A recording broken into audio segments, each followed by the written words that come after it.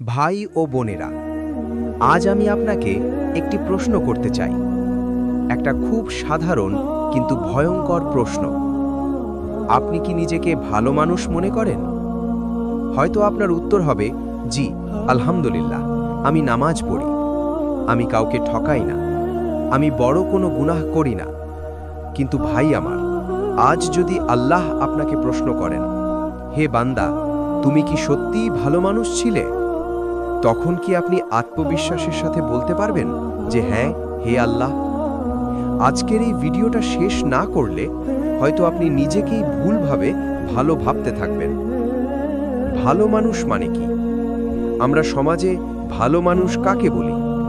যে চুরি করে না, যে বড় পাপ করে না, যে মাঝে মাঝে নামাজ পড়ে, যে মানুষকে সালাম দেয়। কিন্তু কুরআন কি এটাই বলে? আল্লাহ বলেন, নিশ্চয়ই আল্লাহ কাছে সেই ব্যক্তি সম্মানিত যে সবচেয়ে বেশি তাকওয়াবান। সূরা হুজুরাত ১৩। তাহলে ভালো মানুষ মানে শুধু ভালো ব্যবহার নয়, শুধু ধর্মীয় পরিচয় নয়। ভালো মানুষ মানে তাকওয়াবান মানুষ। প্রশ্ন হলো, আমাদের তাকওয়া কোথায়? তাকওয়া কি শুধু মসজিদে থাকে? অনেকেই মনে করেন মসজিদে গেলেই তাকওয়া, নামাজে দাঁড়ালেই তাকওয়া। কিন্তু ভাই, তাকওয়া পরীক্ষা হয় আপনি একা থাকলে, কেউ দেখছে না তখন, সুযোগ পেলে তখন। রাসূল সাল্লাল্লাহু আলাইহি ওয়াসাল্লাম বলেছেন, তাকওয়া এখানে। তিনি বুকে ইশারা করলেন। আপনি নামাজ পড়েন কিন্তু চোখ হারাম দেখে, জিহ্বা মানুষকে কষ্ট দেয়, অন্তর অহংকারে ভরে থাকে। তাহলে প্রশ্ন থেকেই যায়, আপনি কি সত্যিই ভালো মানুষ? সবচেয়ে ভয়ঙ্কর আত্মপ্রবঞ্চনা। সবচেয়ে ভয়ঙ্কর পাপ কোনটা জানেন? মদ খাওয়া নয়, ব্যভিচার নয়। সবচেয়ে ভয়ঙ্কর পাপ হলো নিজেকে নেক মনে করা। আল্লাহ বলেন, তোমরা নিজেদের পবিত্র ঘোষণা করো না, আল্লাহই ভালো জানেন কে মুত্তাকি। সূরা নাজম ৩২। ভাই, যখন আপনি বলেন আমি তো ভালো মানুষ, ঠিক তখনই শয়তান আপনার কাঁধে হাত রেখে বলে, আর চেষ্টা লাগবে না। ইবলিসও নিজেকে ভালো ভাবত। একটু ভাবুন, ইবলিস কেন ধ্বংস হলো? সে কি আল্লাহকে অস্বীকার করেছিল? না। সে কি নামাজ পড়েনি? সে তো ১০০০ বছর ইবাদত করেছিল। তাহলে একটাই কারণ, আমি তার চেয়ে উত্তম। এই অহংকারী তাকে জাহান্নামী বানানো। আজ আপনি যদি মনে করেন আমি অন্যদের চেয়ে ভালো, ভাই, আপনি কোন পথে হাঁটছেন একবার ভেবে দেখুন। ভালো মানুষ হওয়ার প্রথম শর্ত কি জানেন? নিজেকে খারাপ ভাবা। হ্যাঁ, ঠিক শুনেছেন। হযরত উমর রাদিয়াল্লাহু আনহু বলতেন, যে নিজেকে জবাবদেহির বাইরে মনে করে সে ধ্বংসের পথে। সাহাবীরা কাঁদতেন, আমরা জান্নাতে যাব কিনা জানি না, আর আমরা নিশ্চিত হয়ে যাই যে আমি তো ভালো মানুষ। আজ একটি আয়নায় তাকান। আজ আমি আপনাকে একটি কাজ দিতে চাই। নিজেকে প্রশ্ন করুন, আমি কি মানুষকে ক্ষমা করি? আমি কি গীবত করি না?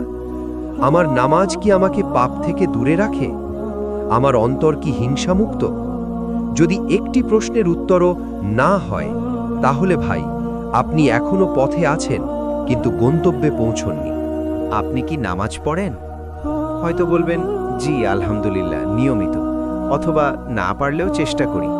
কিন্তু আসল প্রশ্ন এটা না, নামাজ পড়েও আপনার জীবন কি বদলাচ্ছে? যদি না বদলায়, তাহলে ভয় আছে, খুব বড় ভয়। নামাজ কি শুধু অভ্যাস হয়ে গেছে? আমরা অনেকেই নামাজ পড়ি অভ্যাসের কারণে, পরিবার দেখে বলে, সমাজ কি বলবে তাই, অথবা শুধু ফরজ আদায় করার জন্য। কিন্তু ভাই, নামাজ কি শুধু উঠা বসা? আল্লাহ বলেন, নিশ্চয়ই নামাজ অশ্লীলতা ও অন্যায় কাজ থেকে বিরত রাখে। সূরা আনকাবুত ৪৫। এখন নিজেকে প্রশ্ন করুন, নামাজের পরও কি গীবত করি? নামাজের পরও কি হারাম দেখি? নামাজের পরও কি অহংকার করি? যদি করি, তাহলে আমার নামাজ কোথায় গেল? ভাঙা নামাজ, ভাঙা হৃদয়। ভাই ও বোনেরা, সব নামাজ আল্লাহর কাছে একরকম নয়। রাসূল সাল্লাল্লাহু আলাইহি ওয়াসাল্লাম বলেছেন, অনেক নামাজি আছে যাদের নামাজ থেকে ক্ষুধা ও কষ্ট ছাড়া কিছুই উঠে না। ভেবে দেখুন, একজন মানুষ প্রতিদিন 5 ওয়াক্ত নামাজ পড়ে, কিন্তু কিয়ামতের দিন আল্লাহ বলবেন, এই নামাজ আমার জন্য নয়। কেন? কারণ নামাজ পড়েছে শরীর, কিন্তু হৃদয় ছিল অন্য কোথাও। নামাজে দাঁড়িয়ে কোথায় থাকি আমরা? নামাজ শুরু করি আল্লাহু আকবার, মানে আল্লাহ সবচেয়ে বড়।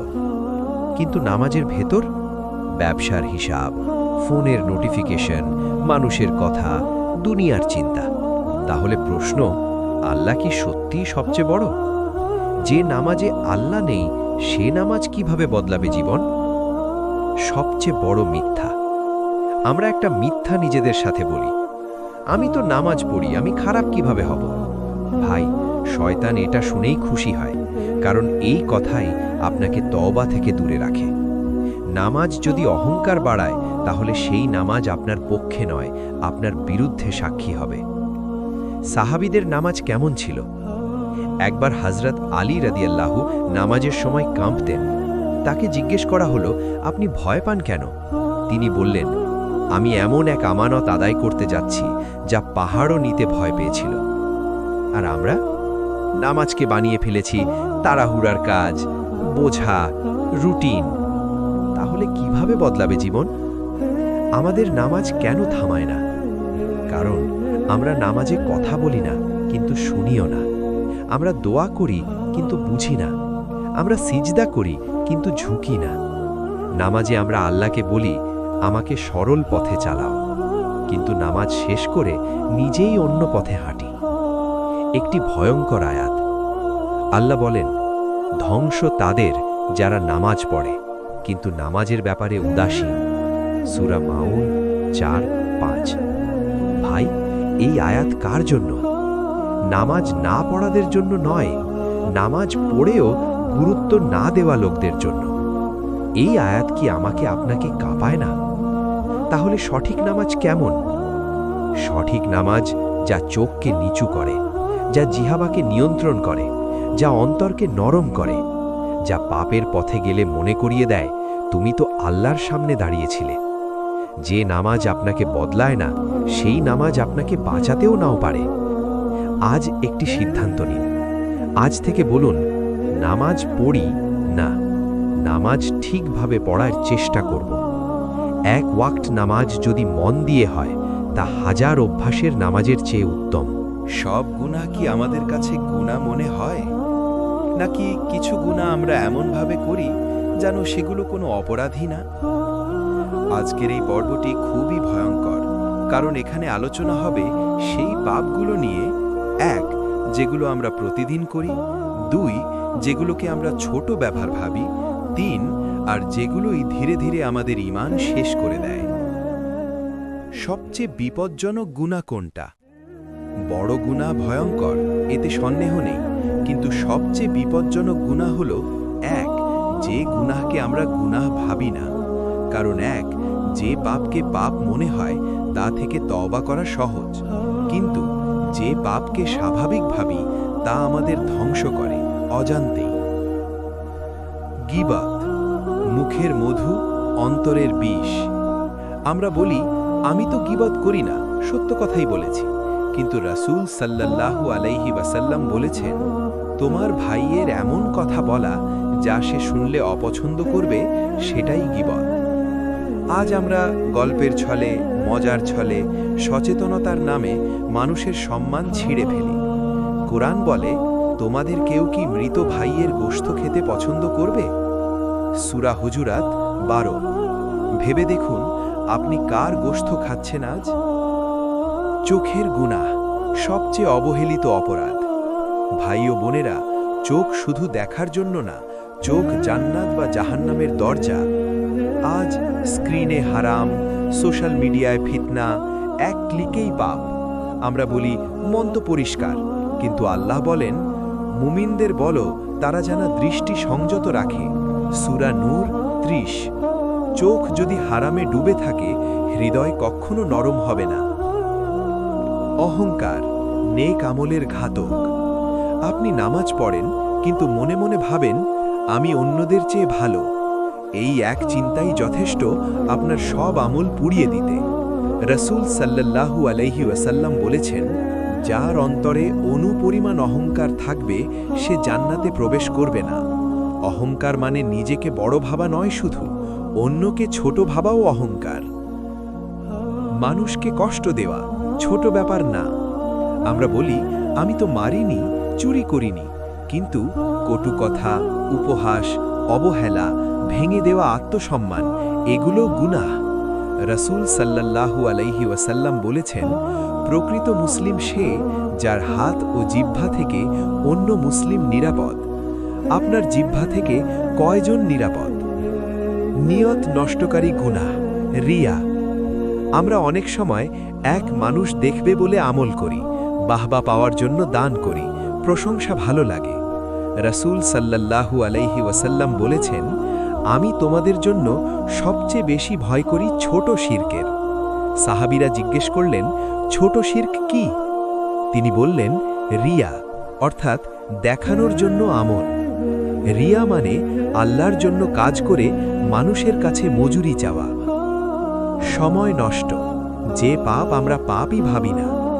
ভাই ও বোনেরা, আমরা ঘন্টার পর ঘন্টা 1 স্ক্রোল করি, 2 গল্প করি, 3 ঘুমাই, 4 অলস থাকি, কিন্তু ভাবি না যে সময়ও আল্লাহর আমানত। আল্লাহ শপথ করে বলেন, সময়ের কসম, মানুষ অবশ্যই ক্ষতির মধ্যে। সূরা আসর 1। সময় নষ্ট করা ধীরে ধীরে ঈমান নষ্ট করা। কেন এগুলো আমাদের কাছে হালকা লাগে? কারণ 1 সবাই করে, 2 অভ্যাস হয়ে গেছে, 3 শয়তান সুন্দর করে দেখায়। শয়তান প্রথমে বলে এটা কিছু না, শেষে বলে এখন তওবা করো, দেরি হয়ে গেছে। আজ একটি আয়না ধরুন, নিজেকে প্রশ্ন করুন, আমার জিহ্বা কাকে কষ্ট দিয়েছে? আমার চোখ কিসে পাপ করেছে? আমার হৃদয়ে কাকে ছোট করেছে? যদি চোখে পানি আসে তাহলে বুঝবেন ঈমান এখনো বেঁচে আছে, তওবার দরজা এখনো খোলা। ভাই ও বোনেরা, আজও আল্লাহ ডাকছেন, হে আমার বান্দারা, তোমরা আল্লাহর রহমত থেকে নিরাশ হইও না। সব গুনাহ ক্ষমা হয়, কিন্তু শর্ত একটাই, গুনাহকে গুনাহ মনে করা। আপনি ভালো কাজ করেন, কিন্তু কেন করেন? এই কেন প্রশ্নটাই আমাদের জান্নাত ও জাহান্নামের পার্থক্য করে দিতে পারে। আমল দেখলে মানুষ, নিয়ত দেখেন আল্লাহ। মানুষ দেখে আপনি কত দান করেন, আপনি কতটা ধার্মিক, আপনি কত সুন্দর কথা বলেন, কিন্তু আল্লাহ দেখেন আপনি কেন করছেন। রাসূল সাল্লাল্লাহু আলাইহি ওয়াসাল্লাম বলেছেন, সব কাজ নিয়তের উপর নির্ভরশীল। একই কাজ একজনকে জান্নাতে নেয়, আরেকজনকে জাহান্নামে। পার্থক্য শুধু একটাই, নিয়ত। সবচেয়ে সূক্ষ্ম শিরক। অনেকে ভাবেন শিরক মানে মূর্তি পূজা, কিন্তু ভাই, সবচেয়ে বিপজ্জনক শিরক হলো গোপন শিরক বা রিয়া। মানুষ দেখবে এই চিন্তা আসলেই আমূল বিপদের মুখে। রাসূল সাল্লাল্লাহু আলাইহি ওয়াসাল্লাম বলেছেন, আমি তোমাদের জন্য সবচেয়ে বেশি ভয় করি ছোট শিরকের। সাহাবীরা জিজ্ঞেস করলেন, ছোট শিরক কি? তিনি বললেন, রিয়া। দান করি, কিন্তু কার জন্য? আপনি দান করেন আলহামদুলিল্লাহ, কিন্তু নামটা কি সামনে লেখা থাকে? কেউ জানলে ভালো লাগে, না জানলে খারাপ লাগে? নিজেকে প্রশ্ন করুন, দানটা আল্লাহর জন্য নাকি সম্মানের জন্য? কিয়ামতের দিন প্রথম যাদের বিচার হবে তাদের মধ্যে একজন হলো দানকারী, যে মানুষকে দেখানোর জন্য দান করেছিল। ভয়ঙ্কর, তাই না? দিনের কাজ কিন্তু দুনিয়ার লাভ। আজ অনেকে দিনের কথা বলে জনপ্রিয় হতে, ইসলামের ভিডিও বানায় ভিউয়ের জন্য, নসিহত করে বাহবার জন্য। ভাই, আমি আপনাকে অভিযুক্ত করছি না, আমি নিজেকেও প্রশ্ন করছি। কারণ যদি নিয়ত নষ্ট হয়, দিনের কাজও ধ্বংস হয়ে যায়। সাহাবীদের ভয় কোথায় ছিল? সাহাবীরা ভয় পেত গুনাহ বেশি বলে না, আমল কম বলে না, তারা ভয় পেত আমল কবুল হবে কিনা। হযরত আলী রাদিয়াল্লাহু আনহু বলতেন, আমলের চেয়ে আমল কবুল হওয়াই বেশি গুরুত্বপূর্ণ। আর আমরা আমল গুণী, কবুল হওয়া ভাবি না। কিভাবে বুঝবো নিয়ত ঠিক আছে? নিজেকে প্রশ্ন করুন, কেউ না দেখলেও কি আমি আমল করি? প্রশংসা না পেলে কি মন খারাপ হয়? সমালোচনা করলে কি আমল ছেড়ে দিই? যদি উত্তর হ্যাঁ হয় তাহলে ভাই নিয়ত ঝুঁকিতে আছে। আল্লাহর জন্য কাজের চিহ্ন। যে কাজ আল্লাহর জন্য তাতে অহংকার বাড়ে না, গোপনে করলেও শান্তি আসে। কেউ জানুক বা না জানুক তাতে পার্থক্য হয় না। আমল শেষে ভয় থাকে, হে আল্লাহ কবুল করো। এই ভয়টাই নিয়তের সুস্থতার লক্ষণ। নিয়ত ঠিক করার দোয়া। রসুল সাল্লাল্লাহু আলাইহি ওয়াসাল্লাম দোয়া করতেন, হে আল্লাহ আমি তোমার কাছে আশ্রয় চাই জেনে শুনে শিরক করা থেকে, আর যা না জেনে করেছি তা ক্ষমা করে দাও। এই দোয়া আমরা কতবার করি? আজ একটি নীরব তওবা করুন। ভাই ও বোনেরা, আজ কারো সামনে না, একান্তে আল্লাহর সামনে বলুন, হে আল্লাহ আমি অনেক ভালো কাজ করেছি, কিন্তু সবসময় তোমার জন্য করিনি, আমাকে ক্ষমা করো। এই কান্না অনেক আমলের চেয়েও ভারী। যে মানুষটা একসময় খুব দিনদার ছিল, আজ সে নামাজে অনিয়মিত। যে একসময় হারাম থেকে দূরে থাকত, আজ সে নিজেই হারামে ডুবে আছে। তখন আমরা বলি ও তো খারাপ হয়ে গেছে, কিন্তু ভাই সত্যিটা আরো ভয়ঙ্কর। পথ হারানো শুরু হয় অনেক আগেই। মনে রাখবেন, কেউ একদিনে ধ্বংস হয় না। ধ্বংস শুরু হয় ছোট ছাড় দিয়ে, সামান্য অবহেলা দিয়ে, একটু হলে কি হয় দিয়ে। শয়তান জানে সে আপনাকে এক ধাপে হারাতে পারবে না, তাই সে নেয় ধাপে ধাপে কৌশল। প্রথম ধাপ, আমলে ঢিলেমি। একদিন নামাজ দেরিতে, একদিন কোরআন পড়া বাদ, একদিন তাহাজ্জুদ নেই। আমরা বলি ব্যস্ততা, কিন্তু ভাই এই ব্যস্ততাই একদিন নিজের অভ্যাস হয়ে যায়, আর অভ্যেসই ঈমানকে দুর্বল করে। দ্বিতীয় ধাপ, খারাপ সঙ্গ। রসুল সাল্লাল্লাহু আলাইহি ওয়াসাল্লাম বলেছেন, মানুষ তার বন্ধুর দিনের উপর থাকে। আপনি যদি গীবতকারীদের সাথে বসেন, হারামকে হালাল বানানো লোকদের সাথে থাকেন, আল্লাহর ভয়হীন মানুষদের বন্ধু বানান, তাহলে ভাই আপনার ঈমান একা লড়তে পারবে না। খারাপ সঙ্গ চুপচাপ ঈমান চুরি করে। তৃতীয় ধাপ, আত্মতুষ্টি। সবচেয়ে ভয়ঙ্কর জায়গা যে আমি তো ঠিক আছি। এই কথা বলার দিন থেকেই পতন শুরু হয়। কারণ যে মনে করে সে পৌঁছে গেছে, সে আর চেষ্টা করে না। ইবলিসের ধ্বংসও শুরু হয়েছিল যে আমি তার চেয়ে উত্তম। চতুর্থ ধাপ, তাওবা বিলম্ব। শয়তান বলে, আজ না কাল তওবা করব, বয়স হলে ঠিক হয়ে যাব, এখনো সময় আছে। কিন্তু ভাই মৃত্যু কি বলে তোমার কাজ শেষ হলে আসব? একবার যদি অন্তর শক্ত হয়ে যায়, তওবার কথাও আর মাথায় আসে না। কেন আল্লাহ কখনো পথ হারাতে দেন? ভয়ঙ্কর প্রশ্ন, কিন্তু সত্য। আল্লাহ কাউকে হঠাৎ পথভ্রষ্ট করেন না। আল্লাহ বলেন, যখন তারা বক্র পথে গেল, তখন আল্লাহ তাদের হৃদয় বক্র করে দিলেন। মানে প্রথম পদক্ষেপটা মানুষই নেয়, তারপর আল্লাহ তাকে তার পছন্দের পথে ছেড়ে দেন। সবচেয়ে বড় ভুল ধারণা, আমরা ভাবি আমি তো অনেক জানি। ভাই জানা আর বাঁচা এক জিনিস না। অনেক আলেমও পথ হারিয়েছেন, কারণ জ্ঞান থাকলেও তৌফিক ছিল না। আর তৌফিক আসে নম্রতা থেকে। কিভাবে বাঁচবো এই পতন থেকে? কয়েকটা শক্ত হাতল ধরুন। 1, প্রতিদিন নিজের হিসাব নিন। 2, খারাপ সঙ্গ ছাড়ুন, ভালো সঙ্গ ধরুন। 3, অল্প হলেও নিয়মিত আমল। 4, অহংকার আসলেই ভয় পান। 5, তাওবা আজই করুন, কাল না। আজ নিজেকে প্রশ্ন করুন, আমি কি ধীরে ধীরে ঢিলেমি দিচ্ছি? নিজের ব্যাপারে অতিরিক্ত নিশ্চিন্ত? গুনাহকে হালকা ভাবছি? যদি হ্যাঁ, তাহলে ভাই এটাই শেষ সতর্কবার্তা। আপনি কি আল্লাহকে ভুলে যাচ্ছেন? গোপনে না প্রকাশ্যে, না মানুষ দেখার সময়, বরং একা থাকলে। প্রকাশ্য ধার্মিকতা, গোপন অবহেলা। আমরা অনেকেই মানুষের সামনে ভালো, মসজিদে ঠিক, ইসলামিক পোস্ট শেয়ার করি, কিন্তু একা থাকলে ফোনের স্ক্রিনে, চিন্তায়, আচরণে আমরা কি তখনও আল্লাহকে মনে রাখি? আল্লাহ বলেন, তারা মানুষকে ভয় করে কিন্তু আল্লাহকে ভয় করে না, অথচ আল্লাহই অধিক ভয় পাওয়ার যোগ্য। গোপন আমল বনাম গোপন গুনাহ। ভাই ও বোনেরা, প্রতিটি মানুষের জীবনে 2টা গোপন ফাইল থাকে। 1, গোপন আমল। 2, গোপন গুনাহ। যার গোপন আমল শক্ত সে টিকে যায়, আর যার গোপন গুনাহ বেশি সে একদিন প্রকাশ্যেও পড়ে যায়। আজ প্রশ্ন, আপনার গোপন দিকটা কেমন? একা থাকলেই আসল পরিচয়। রাসূল সাল্লাল্লাহু আলাইহি ওয়াসাল্লাম বলেছেন, আমি আমার উম্মতের এমন কিছু লোককে চিনি যারা কিয়ামতের দিন পাহাড় সম নেকি নিয়ে আসবে, কিন্তু আল্লাহ সেগুলো ধূলিকণায় পরিণত করে দেবেন। কেন? কারণ তারা একা থাকলে আল্লাহর সীমা লঙ্ঘন করত। ভেবে দেখুন, এই হাদিস কি আমাদের কথা বলছে না? চোখের পানি নেই কেন? আমরা অনেক কিছু করি, কিন্তু দোয়ায় চোখ ভিজে না, কুরআনে কাঁদি না, সিজদায় মন বসে না। কেন? কারণ গোপন গুনাহ অন্তর শক্ত করে দেয়। যে অন্তর শক্ত, সে আল্লাহকে দূরে মনে করে। আল্লাহ কি আমাদের দেখেন না? আমরা অনেক সময় এমন আচরণ করি যেন কেউ দেখছে না, কিন্তু আল্লাহ বলেন তিনি চোখের চুরি ও অন্তরের গোপন কথা জানেন। আপনি যখন একা, তখনও আপনি একা না, আল্লাহ তখনও আপনাকে দেখছেন। গোপন গুনাহের ভয়ঙ্কর পরিণতি।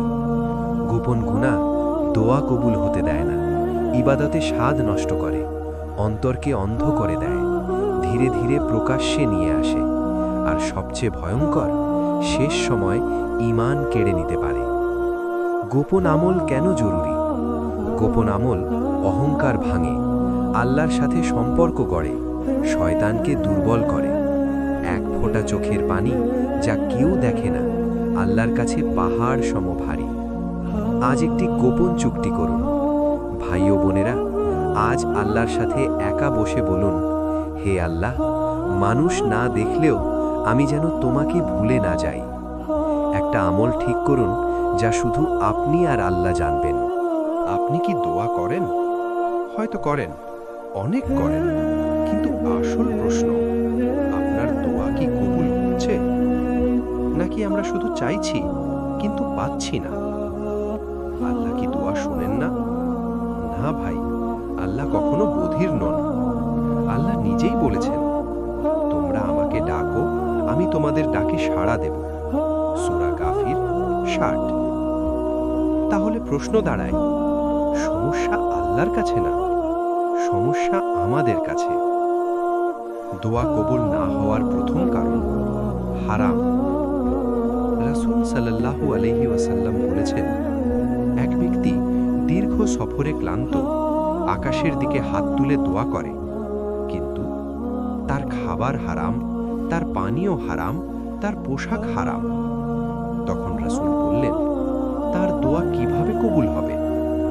ভাই, হারাম শুধু খাবার না, হারাম দৃষ্টি, হারাম কথা, হারাম আয়, সবকিছুই দোয়ার পথে দেয়াল। দ্বিতীয় কারণ তাড়াহুড়া। আমরা দোয়া করি 2 দিন 3 দিন, তারপর বলি কিছুই হলো না। রাসূল সাল্লাল্লাহু আলাইহি ওয়াসাল্লাম বলেছেন, তোমাদের দোয়া কবুল হয় যতক্ষণ না তোমরা তাড়াহুড়া করো। আল্লাহ কখনো দেরি করেন না, তিনি ঠিক সময় দেন। তৃতীয় কারণ অন্তর অনুপস্থিত। আমরা দোয়া করি কিন্তু মন অন্য জায়গায়, ফোন, চিন্তা, চাপ। রাসূল সাল্লাল্লাহু আলাইহি ওয়াসাল্লাম বলেছেন, জেনে রাখো, আল্লাহ উদাসীন অন্তরের দোয়া কবুল করেন না। দোয়া শুধু কথা না, দোয়া হলো হৃদয়ের কান্না। চতুর্থ কারণ গুনাহ ছাড়তে না চাওয়া। আমরা চাই আল্লাহ সমস্যা ঠিক করুন, কিন্তু আমরা গুনাহ ছাড়তে চাই না। ভাই, দোয়া কোনো চুক্তি না যেখানে আমরা শর্ত দিই। প্রথমে দরকার আত্মসমর্পণ। পঞ্চম কারণ আল্লাহকে না চেনা। আমরা আল্লাহকে ডাকছি, কিন্তু বিশ্বাস কতটা? আমরা কি সত্যিই মনে করি আল্লাহ সবকিছু করতে পারেন? ইয়াকুব আলাইহিস সালাম বলেছিলেন, আমি আল্লাহর রহমত থেকে নিরাশ নই। এই বিশ্বাসটাই দোয়ার প্রাণ। দোয়া কবুল হয় কিভাবে? সব দোয়া একভাবে কবুল হয় না। আল্লাহ 3 ভাবে কবুল করেন। 1, সাথে সাথে দেন। 2, পরে দেন। 3, আখিরাতের জন্য জমা রাখেন। সব ক্ষেত্রেই বান্দা ক্ষতিগ্রস্ত হয় না।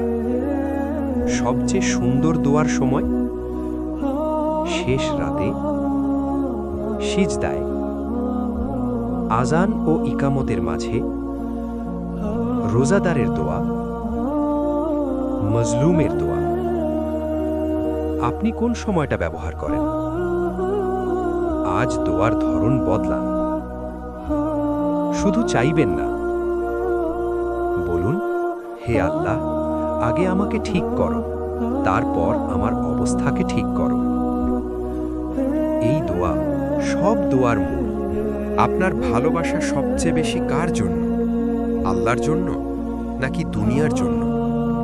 দুনিয়া খারাপ নয়, আসক্তি খারাপ। ইসলাম কখনো বলেনি দুনিয়া ছেড়ে দাও, কিন্তু ইসলাম বলে দুনিয়াকে হৃদয়ে ঢুকতে দিও না। দুনিয়া থাকবে হাতে, কিন্তু হৃদয়ে থাকবে আল্লাহর কাছে।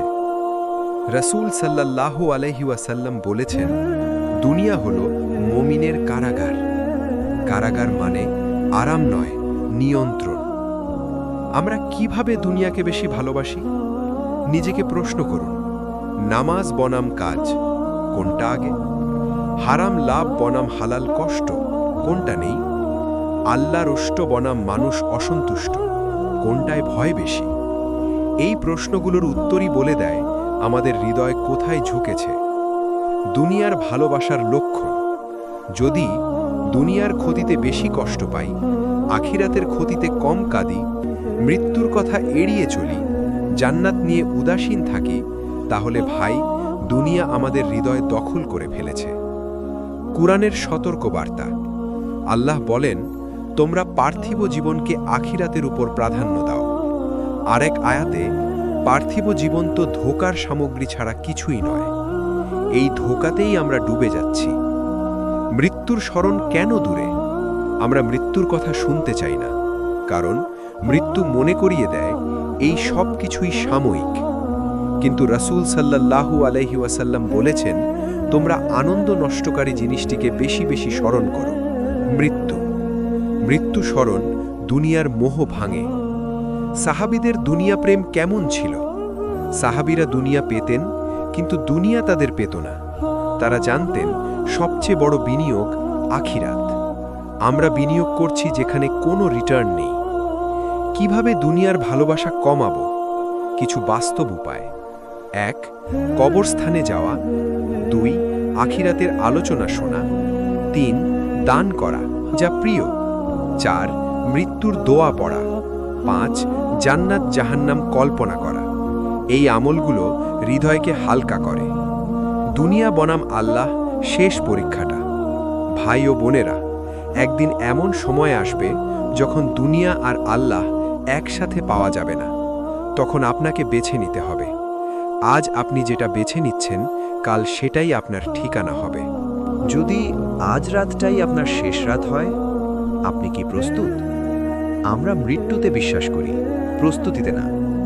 আমরা সবাই জানি মৃত্যু আসবেই, কিন্তু সমস্যা হলো আমরা জানি তবুও প্রস্তুত হই না।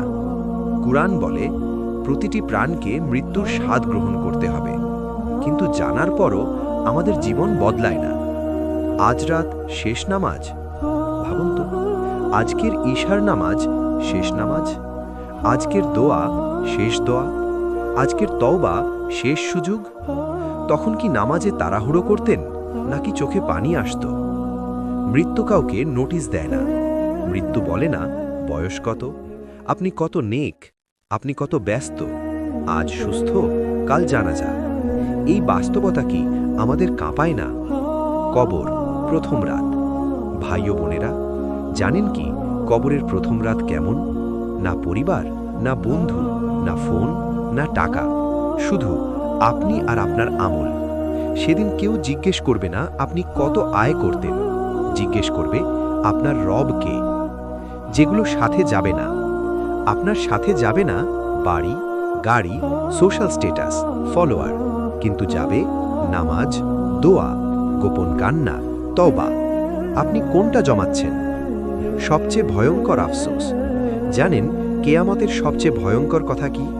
মানুষ বলবে, হায় আফসোস, যদি আমি আরেকটু সময় পেতাম। কিন্তু তখন আর সময় থাকবে না। মৃত্যু প্রস্তুতি কেমন হওয়া উচিত? মৃত্যুর জন্য প্রস্তুত মানে সব ছেড়ে পাহাড়ে যাওয়া না, দুনিয়া ছেড়ে দেওয়া না, বরং প্রতিদিন তওবা, কারো হক নষ্ট না রাখা, নামাজে যত্ন, গোপন আমল, আল্লাহর সাথে সম্পর্ক ঠিক রাখা। আজ রাতের জন্য একটি কাজ। ভাই ও বোনেরা, আজ ঘুমানোর আগে 2 রাকাত নফল নামাজ পড়ুন। আন্তরিকভাবে তওবা করুন। কাউকে কষ্ট দিয়ে থাকলে ক্ষমা চান। হয়তো এটাই হবে সবচেয়ে গুরুত্বপূর্ণ রাত। তাহলে সত্যিকারের ভালো মানুষ কে? ভালো মানুষ মানুষের চোখে না, আল্লাহর চোখে। আমরা সারা জীবন চেষ্টা করি মানুষ কি বলবে, সমাজ কি ভাববে, লোকজন আমাকে কেমন দেখবে, কিন্তু কিয়ামতের দিন একটাই প্রশ্ন হবে, আল্লাহ আপনাকে কেমন দেখলেন? আল্লাহ বলেন, সেদিন না তোমাদের ধন সম্পদ কাজে আসবে, না সন্তান। কেবল সেই ব্যক্তি সফল যে বিশুদ্ধ হৃদয় নিয়ে আল্লাহর কাছে আসবে। ভালো মানুষ নিখুঁত না।